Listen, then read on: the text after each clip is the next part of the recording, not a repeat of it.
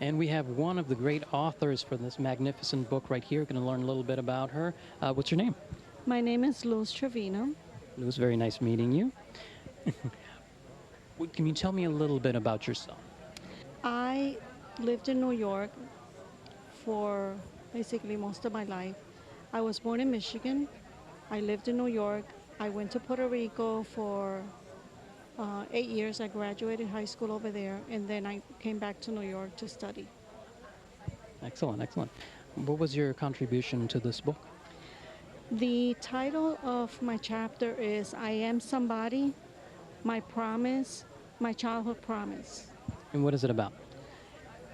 When I was a young girl, I was forced to move to Puerto Rico, and I recall going to Puerto Rico and on the airplane looking back and saying, I'm going to come back. I was like 7 or 8 years old. I went to Puerto Rico and I was going to different schools. I ended up in a school which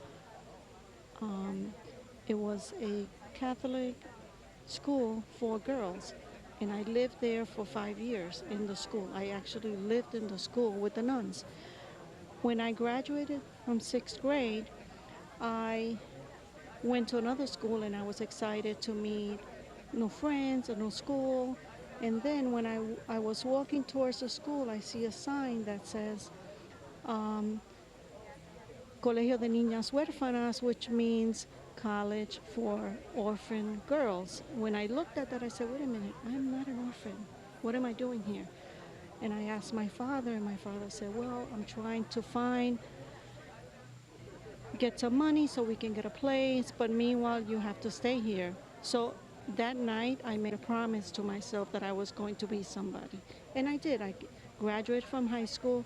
I came to New York, and I started studying, and I felt studying was my way out, my way to become somebody.